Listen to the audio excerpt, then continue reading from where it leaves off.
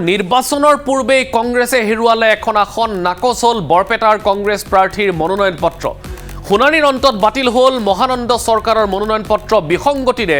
মনোনয়ন পত্ৰ দাখিল কৰাক লৈ অভিযোগ কৰিছিল অগপই ফৰ্ম এৰ বিসংগতিৰ বাবে বাতিল হ'ল কংগ্ৰেছ প্ৰাৰ্থীগৰাকীৰ মনোনয়ন কংগ্ৰেছ প্ৰাৰ্থীজনৰ মনোনয়ন নাকচ হোৱাত স্বাভাৱিকতেই অগপ বিজেপি শিবিৰৰ উৎফুল্লিত হোৱা দেখিবলৈ পোৱা গৈছে কংগ্ৰেছ প্ৰাৰ্থীজনৰ মনোনয়ন নাকচ দলটোৰ বাবে মুখ্যম আঘাত বুলি ইতিমধ্যে চিহ্নিত হৈছে কাৰণ এটা গুৰুত্বপূৰ্ণ সমষ্টি বৰপেটা আৰু সেই বৰপেটা সমষ্টিত এইবাৰ মহানন্দ চৰকাৰক তেওঁলোকে প্ৰাৰ্থিত্ব প্ৰদান কৰি এখন যুঁজ ঘোষণা কৰিছিল কিন্তু এই মহানন্দ চৰকাৰৰ এটা অতি কি কম কাণ্ডজ্ঞানহীন কাণ্ডই আচলতে কংগ্ৰেছৰ সেই আশাত চেঁচা পানী ঢালিলে ইতিমধ্যে কংগ্ৰেছ 0-1ত পিছ পৰিছে 126টা সমষ্টিৰ প্ৰথমটো সমষ্টি কংগ্ৰেছে হেৰুৱাইছে এটা কংগ্ৰেছৰ হাতত বিকল্প নাই কাৰণ মহানন্দ চৰকাৰ যিখন ফৰ্মৰ কথা কোৱা হৈছে ফৰ্ম এ আৰু ফৰ্ম বি এটা ফৰ্ম এ খন যদি আপোনালোকে চাই আকৌ কৈছো এইখন হৈছে ফৰ্ম এত মহানন্দ চৰকাৰে যিটো কথা হয়তো এগৰাকী স্কুলত পঢ়ি থকা ছাত্ৰয়েও জানিব যে এখন ফৰ্মত যেতিয়া এটা টিক সহি দিয়া থাকে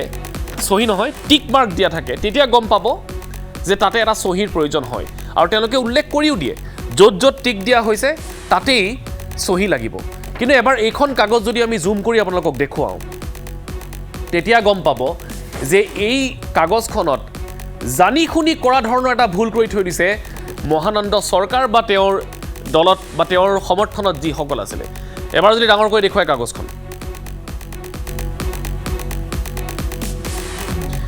এবাৰ কাগজখন চাওক এই কাগজখনত উল্লেখ কৰা আছে কথাখিনি ঠিক আছে ফৰ্ম এ ইয়াতে স্পেচিমেন সিগনেচাৰ্ছ অফ শ্ৰী গৌৰৱ গগৈৰ তিনিওটা সহিয়াত কৰা আছে কিন্তু ইয়াতে এটা টিক মাৰা আছে ইয়াত লিখা আছে Jitendra Singh general secretary Indian National Congress এই গোটেই ঠাইখিনি খালী কৰি এইগৰাকী মহানন্দ চৰকাৰে এইখন ছাবমিট কৰিছে মই আকৌ কৈছোঁ এগৰাকী স্কুলীয়া ছাত্ৰয়েও হয়তো জানিব যে এইখন কেনেকৈ ছাবমিট কৰিব লাগে কিন্তু এগৰাকী বিধায়ক হ'বলৈ সপোন দেখা বা এগৰাকী বিধায়ক হ'বলৈ মন মেলা মহানন্দ চৰকাৰে নাজানে যে এই জিতেন্দ্ৰ সিঙৰ সহিটো নকৰিলে সেইখন একচেপ্ট নহ'ব যদি ফৰ্ম বি আমি চাওঁ ফৰ্ম বিটো এটা বৰ ডাঙৰ ভুল কৰি থৈ দিছে মহানন্দ চৰকাৰে এইটো অৱশ্যে ইয়াত উল্লেখ নহ'ল পিতৃৰ নামত তেওঁ একমাত্ৰ লেট মুনীন্দ্ৰ লিখি থৈ দিছে অৰ্থাৎ যেন ক'ৰবাত মহানন্দ চৰকাৰৰ পিতৃৰ উপাধি নাই বা চাৰনেম নাই তেওঁৰ পিতৃৰ নামত মাত্ৰ লেট মুনীন্দ্ৰ তাৰ পাছত তেওঁ লিখিছে Kawaimari block number 9 post office অমুক কিন্তু পিতৃৰ নামত মাত্ৰ লেট মুনীন্দ্ৰ এটা মহানন্দ চৰকাৰে নিজৰ পিতৃৰ উপাধিয়েই নাজানে নে তেওঁ নজনাকেই ডাঙৰ হ'ল নে তেওঁ নিলিখো বুলিয়ে নিলিখিলে আচলতে কি বুলি ক'ব এইবোৰ কাম কাজে স্বাভাৱিকতে কংগ্ৰেছক আৰু বেছি খলঠেকত পৰিছে যিটো কংগ্ৰেছ দল ইতিমধ্যে খলঠেকত আছিলে আমি সংযুক্ত হৈ আছোঁ আমাৰ senior associate editor Sajjadul Rana হুছেইনৰ সৈতে ৰাণা কিছুমান কথা দৃষ্টিগত হয় আৰু দৃষ্টিগত হোৱা কথাবিলাকৰ ভিতৰত অন্যতম হৈছে এই মহানন্দ চৰকাৰৰ বা বৰপেটা কংগ্ৰেছৰ এই কাৰ্যকলাপ এতিয়া নিৰ্বাচনৰ পূৰ্বেই কংগ্ৰেছ 1 ডাউন অৰ্থাৎ এখন আসনৰ পৰা কংগ্ৰেছ আউট হৈ গ'ল আৰু এখন গুৰুত্বপূৰ্ণ আসনৰ পৰা কংগ্ৰেছ আউট আজি তাৰিখত এইটো আপুনি কি ক'ব এইটো আচলতে তেওঁলোকৰ অনাকাংক্ষিত ভুল নে এইটো জানি শুনি কৰা ভুল মানস প্ৰথম কথা আপুনি ঠিকেই কৈছে যে এইটো 126টা বিধানসভা সমষ্টিত যি নিৰ্বাচন তাত ইতিমধ্যে কংগ্ৰেছ এটা সিটৰ পৰা সম্পূৰ্ণৰূপে আঁতৰি গৈছে বিজেপি বা এনডিএৰ পক্ষত এখন আসন প্ৰায় নিশ্চিত হৈছে আৰু এইটো ইচ্ছাকৃত ভুল নে অনাকাংক্ষিত ভুল সেয়া আচলতে মহানন্দ চৰকাৰে সকলোতকৈ বেছি জানিব কিন্তু মই এইখিনি মুহূৰ্তত দৰ্শকসকলক দুটামান কথা জনাওঁ আৰু দৰ্শকসকলে তাৰপিছত নিজেই বিচাৰ কৰিব এইটো ভুলটো কাৰ ইচ্ছাকৃত নে এইটো অজানিতে হোৱা এটা ভুল অজানিতে হোৱা ভুল বুলি মানি ল'বলৈ আচলতে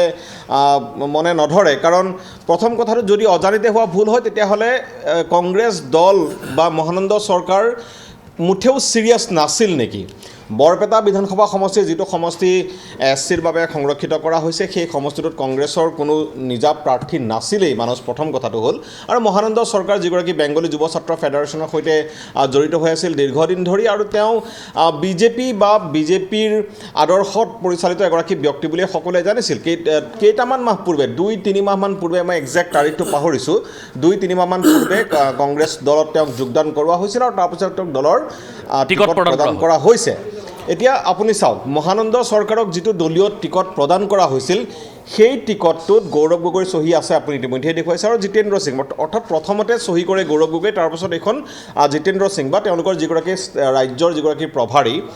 তত্ত্বাৱধায়ক তেওঁলৈ ফৰৱাৰ্ড কৰা হৈছিল আৰু ফৰৱাৰ্ড কৰা এই কপিটো মহানন্দ চৰকাৰে জিতেন্দ্ৰ সিঙৰ ওচৰলৈ নিছিল নে বা জিতেন্দ্ৰ সিঙে তাত চহী কৰাৰ সুযোগ পাইছিল নে নাই আৰু মহানন্দ চৰকাৰে এই তেওঁৰ যিটো এফিডেভিটখন পূৰণ কৰাৰ সময়ত বা টিকট প্ৰদান কৰাৰ পূৰ্বে গোটেই বিষয়খিনি তেওঁলোকে কংগ্ৰেছ দলে স্ক্ৰুটিনি কৰিছিল নে নাই কংগ্ৰেছ দলৰ হৈ কোনে স্ক্ৰুটিনি কৰিছিলে সেই কথাটো আপোনাৰ আৰু আমি যিমানখিনি জানো যে কেইবা তৰপত স্ক্ৰুটিনি হয় কিন্তু সাবমিট কৰাৰ পূৰ্বে গতিকে এবাৰতো এই ভুলটো ধৰা নপৰিলে সেইটোৱে কথা এতিয়া আমাৰ হাতত যিমান খবৰ আছে দলীয় এই টিকটটো মহানন্দ চৰকাৰে নিজৰ লগত ৰাখি থৈছিল এই টিকটটো তেওঁ কাকো দেখুওৱা নাছিল কেৱল মনোনয়ন দাখিলৰ পূৰ্বে তেওঁ নিজৰ আন নথি পত্ৰৰ লগত এই টিকটটো গাঁঠি দিছিলে আৰু যেতিয়া স্ক্ৰুটিনিত ধৰা পৰিল যে চহী নাই তেতিয়া জিতেন্দ্ৰ সিঙৰ পৰা পুনৰ চহী কৰোৱা এখন কাগজ তেওঁৰ মোবাইলত হোৱাটছআপত আহিল আৰু সেইখনৰ উলিয়াই জেৰক্স কপি দিয়া হৈছিলে যিটোতে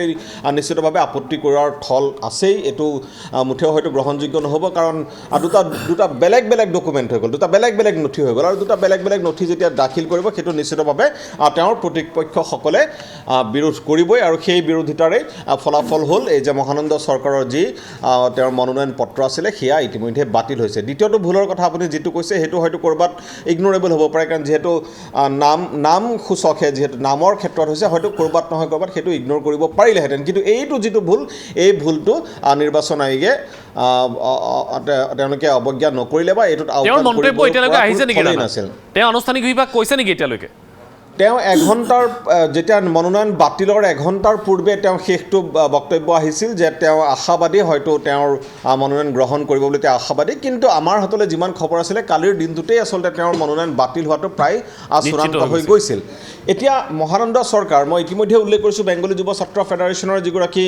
প্ৰাক্তন এগৰাকী কাৰ্যকৰ্তা উচ্চ পদবীত তেওঁ আছিল আৰু তাৰপাছত তেওঁক কংগ্ৰেছ দলে এক প্ৰকাৰ টিকট দিবৰ বাবেই দলত যোগদান কৰোৱাইছিল যিহেতু সমষ্টিটো SCৰ বাবে সংৰক্ষিত হ'ল আৰু কংগ্ৰেছৰ হাতত কোনো তেনেকুৱা নেতা তেওঁলোকৰ হাতত নাছিল গতিকে মহানন্দ চৰকাৰে এয়া ইচ্ছাকৃতভাৱে কৰিলে নেকি তাৰ সেই প্ৰশ্নটো উত্থাপন এইটো কাৰণে হ'ব কাৰণ দলীয় টিকটটো তেওঁ কাকো দেখুওৱা নাছিল আৰু দ্বিতীয় কথাটো হ'ল যে কংগ্ৰেছৰ যিটো চিৰিয়াছনেছ বৰপেটাৰ দৰে এটা সন্মানীয় সমষ্টি সেই সমষ্টিটোত এগৰাকী প্ৰাৰ্থী দিছে আৰু কোনো ধৰণৰ স্ক্ৰুটিনি নোহোৱাকৈ তেওঁলোকে পোনপটীয়াভাৱে আয়ুক্ত কাৰ্যালয়ত গৈ নিৰ্বাচনী বিষয়াৰ ওচৰত এই আপোনাৰ মনোনয়ন দাখিল কৰিছে কিমান সহজে ল'ব পৰা এটা বিষয় নিশ্চিতভাৱে আমি ভাবোঁ যে কংগ্ৰেছ নেতৃত্বই ইয়াৰ এটা তদন্ত কৰাটো উচিত কাৰণ নহ'লে এনেকুৱা ধৰণৰ ঘটনা পুনৰ ৰাণা আৰু এটা কথা ক'বই লাগিব ইয়াৰ পূৰ্বৰ যিটো আমাৰ অনুষ্ঠান আমি তাতেও সেইটো কথা আলোচনা কৰিছোঁ যে কংগ্ৰেছো দিশহাৰা হৈ পৰিছে কংগ্ৰেছক ভিতৰৰ ফালৰ পৰা এনেকুৱাকৈ খুলি খাইছে হিমন্ত বিশ্ব শৰ্মাই হওক বা অন্যান্য বিষয়ে হওক মানে এই কংগ্ৰেছ দলটোক এক প্ৰকাৰৰ নিৰ্বাচনৰ পূৰ্বে কোঙা কৰি পেলোৱা হৈছে তেওঁলোকৰ জ্যেষ্ঠ নেতাসকলক নি তেওঁলোকৰ ভিতৰতে বিদ্ৰোহৰ সূচনা কৰাই এনেকুৱা এটা পৰিৱেশ হৈছে যে কংগ্ৰেছৰ হয়তো নেতৃত্বই শীৰ্ষ নেতৃত্বই এইবিলাকত চকু দিবলৈ তেওঁলোকে সময় নোপোৱা হৈছে কিন্তু সেইটো অজুহাত হ'ব নোৱাৰে কেতিয়াও না সেইটো এটা অজুহাত হ'ব নোৱাৰে মই যিটো চিৰিয়াছনেছৰ কথা কৈ আছোঁ মানস সেই কথাটো আপুনি এবাৰ চাওক জিতেন্দ্ৰ সিঙৰ চহী নকৰা এটা দলীয় টিকট মহানন্দ চৰকাৰৰ হাতত দিয়াটো কিন্তু কম কথা নহয় যদিহে তাত চহী কৰিব লাগে মহানন্দ চৰকাৰ যিহেতু প্ৰথমবাৰৰ বাবে নিৰ্বাচনত অৱতীৰ্ণ হৈছে সেই দিশটোও চাব লাগিব কিন্তু তেওঁৰ হাতত কোনে টিকটটো উঠাই দিছিল কোনে তেওঁক টিকটটো দিছিল সেই বিশেষ নথিখন অসম কংগ্ৰেছৰ কোনগৰাকী নেতাই বা কোনগৰাকী বিষয়ববীয়াই মহানন্দ চৰকাৰৰ হাতত দিছিল তেওঁলোকে কিয় চোৱা নাছিল যদিহে চহী হোৱা নাছিল জিতেন্দ্ৰ সিংটো অসমলৈ আহি আছে তেওঁৰ চহী কৰালৈ কিয় অপেক্ষা কৰা নহ'ল আৰু আটাইতকৈ যিটো গুৰুত্বপূৰ্ণ কথা হ'ল মহানন্দ চৰকাৰৰ দলীয় টিকট ঘোষণা কোন তাৰিখে কৰিছিল আৰু তেতিয়াৰ পৰা মনোনয়ন দাখিললৈকে কিমান সময় আছিল প্ৰায় 20টা দিন প্ৰথম লিষ্টতেই হয়তো মহানন্দ চৰকাৰ প্ৰথম লিষ্টত আহিছে 4 নম্বৰত হয়তো মোৰ ভুল হোৱা নাই 4 নম্বৰ তেওঁৰ নামটো হয় তেতিয়াহ'লে 3 তাৰিখৰ পৰা 23 তাৰিখলৈকে 20টা দিনত এই কথাটো কেনেকৈ লুকাই থাকিল এই কথাটো কিয় চকুত নপৰিল মহানন্দ চৰকাৰেনো আন তেওঁৰ কোনোবা সতীৰ্থক বা কোনোবা অধিবক্তাই সাধাৰণতে আমি দেখিছোঁ যে যেতিয়া প্ৰাৰ্থী এগৰাকীয়ে নিজৰ মনোনয়ন পূৰণ কৰে মনোনয়নৰ গোটেই কাগজ পত্ৰ নথি পত্ৰ যেতিয়া গোটায় তেতিয়া এগৰাকী অধিবক্তা থাকে কাৰণ তেওঁ আইনী দিশসমূহ জানে অধিবক্তাজন কোন আছিল কংগ্ৰেছৰ কোন বিষয়ববীয়া এই বিষয়টোৰ লগত জড়িত হৈ আছিল নে কেৱল মহানন্দ চৰকাৰক দিলে তেওঁ গাৰুৰ তলত সোমোৱাই ৰাখিলে আন নথি পত্ৰ যি ধৰণে তেওঁ জমা কৰিবলগীয়া কৰিলে আৰু মনোনয়ন দাখিলৰ দিনাখন গৈ পেলাই দিলে এনেকুৱাটো হোৱা নাছিলে নিশ্চিতভাৱে গোটেই বিষয়টো স্ক্ৰুটিনি কৰিব লাগিছিল তেওঁলোকৰ দলৰ ফালৰ পৰা তেওঁ নিজেও স্ক্ৰুটিনি কৰিব লাগিছিল গতিকে এইটো এটা ইচ্ছাকৃত ভুল হ'ব পাৰে মানস এইটো অজানিতে হোৱা ভুল বুলি ক'লে কোনেও হয়তো মানি নল'ব যদিহে ইচ্ছাকৃত ভুল আৰু বৰপেটাবাসীৰ যিসকল কংগ্ৰেছৰ হয়তো সমৰ্থক আছিল তেওঁলোক আজি কেনেকুৱা ধৰণৰ বিষণ্ণ হ'ব তেওঁলোক বিষণ্ণতাত গৈছে কাৰণ যিসকল কংগ্ৰেছ কৰ্মী আছিল যিসকলে দীৰ্ঘদিনৰ পৰা চিটটোৰ বাবে দাবী কৰি আছিল আৰু মই ইয়াৰ পূৰ্বৰ অনুষ্ঠানটোত মই সেইটো কথা ৰাইজৰ দলকো কৈছোঁ বা কংগ্ৰেছকো কৈছোঁ যে এখন আসনৰ বাবে কংগ্ৰেছেই হওক বা বিৰোধী পক্ষই হওক কিমান যুঁজিবলগীয়া হৈছে সেই তেনেকুৱাকৈ এখন আসন লাভ কৰাৰ পাছত এই ধৰণে হেণ্ড অভাৰ কৰি দিয়াটো কিমান দূৰ গ্ৰহণযোগ্য আচলতে না মুঠেও নহয় মানস এটা কথা চাওক আপুনি বিৰোধী শিবিৰৰ মিত্ৰতাৰ ক্ষেত্ৰখনলৈ যদি আপুনি চায় তেতিয়াহ'লে আপুনি দেখিব কেতিয়ালৈ তেওঁলোকৰ গোটেই বিষয়টো ওলমি আছিল এখন আসনক লৈ পেলাই কংগ্ৰেছ আৰু ৰাইজৰ দলৰ মাজত কি পৰ্যায়ৰ সংঘাত হৈছিল সেই সকলোৱে জানে ইতিমধ্যে গৌৰৱ গগৈ নিচিনা নেতাই ইতিমধ্যে স্বীকাৰ কৰিছে অখিল গগৈ স্বীকাৰ কৰিছে যে আমি হয়তো কিছুদিন যদি আগতেই গোটেই বিষয়সমূহ হোৱা হ'লে তেতিয়াহ'লে তেওঁলোকে প্ৰচাৰৰ বাবে অধিক সময় পালেহেঁতেন সেই তেনে এটা পৰ্যায়ত গৈ তেওঁলোকৰ মাজত মিত্ৰতা হোৱাৰ পাছত এই ধৰণৰ যেতিয়া পৰিস্থিতি হয় তেতিয়াহ'লে দলটোৰ তৃণমূল কৰ্মী যিসকলৰ কথা আপুনি সুধিছে তেওঁলোক আচলতে নিশ্চিতভাৱে হতাশ হ'ব আৰু এনেকুৱা ধৰণৰ দলীয় নেতৃত্বৰ যদি ইয়াত লেপছেছ আছিলে বা প্ৰাৰ্থীগৰাকীয়ে যদি জানি বুজি এই কামটো কৰিছে তেতিয়াহ'লে অকল বৰপেটাতে ইয়াৰ প্ৰভাৱ পৰিবনে কাষৰীয়া আন সমষ্টিটো যিসকল কংগ্ৰেছ তেওঁলোকো হতাশ হ'ব কাৰণ দলীয় কৰ্মীয়ে সদায় নিজৰ দলটোৰ কথা চিন্তা কৰিব নেতাই হয়তো দলত থাকি আন কথা চিন্তা কৰিব পাৰে আন অংক কৰিব পাৰে কিন্তু দলীয় কৰ্মীসকলৰ কথাটো তেনেকুৱা নহয় সেয়া অসম গণ পৰিষদেই হওক সেয়া বিজেপিয়ে হওক সেয়া কংগ্ৰেছেই হওক দলীয় কৰ্মীসকল সদায় লয়েল আৰু এই লয়েল কৰ্মীসকলে যেতিয়া এনেকুৱা ধৰণেৰে যেতিয়া যুঁজৰ পূৰ্বেই যেতিয়া তেওঁলোকে অস্ত্ৰ সম্বৰণ কৰিবলগীয়া এটা পৰিস্থিতিৰ সৃষ্টি হয় তেতিয়াহ'লে তাৰ প্ৰভাৱ নিশ্চিতভাৱে তৃণমূলত পৰে গতিকে এতিয়া কংগ্ৰেছ দলৰ পৰা আনুষ্ঠানিক বক্তব্য কি আহে সেইটো আটাইতকৈ লক্ষণীয় হ'ব আৰু মহানন্দ চৰকাৰৰ পৰা কি বক্তব্য আহে এই যিটো ভুল হ'ল এই ভুলটোৰ কাৰক কি নে সঁচাই জিতেন্দ্ৰ সিঙে তেওঁৰ গৌৰৱ গগৈ কোটা হৈছিলে কিন্তু গৌৰৱ গগৈ পোনপটীয়াকৈ এটা বাক্যও নকলে হয়তো মই যিমান দূৰ শুনিছোঁ তেওঁৰ সেইটো স্বভাৱেই মানস কাৰণ গৌৰৱ গগৈ পোনপটীয়াকৈ কথা নোকোৱাটোৱেই তেওঁৰ স্বভাৱ গতিকে তেওঁ হয়তো আনুষ্ঠানিকভাৱে এই মুহূৰ্তলৈকে যদিও যিটো বক্তব্য বৰপেটাত তেওঁ হয়তো নিজেও গম পোৱা নাই আচলতে হৈ কি আছে গোটেই হৈ আছিলে কি সেইটো হয়তো গম পোৱাগৈয়ে নাই কিন্তু মূল বিষয়টো হ'ল যে ভুলটো কাৰ সেইটো আচলতে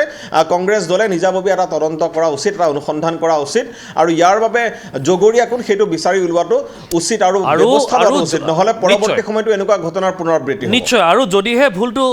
মানে ইচ্ছাকৃত হৈছে তেতিয়াহ'লে কিন্তু আৰু ডাঙৰ কথা এইটো মই এই মুহূৰ্তত ৰাণাক ধন্যবাদ জ্ঞাপন কৰিছোঁ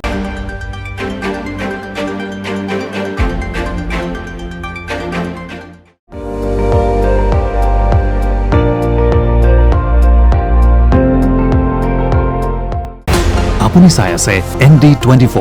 সৰ্বশ্ৰেষ্ঠ নহয় সৰ্বোত্তমৰ দৌৰ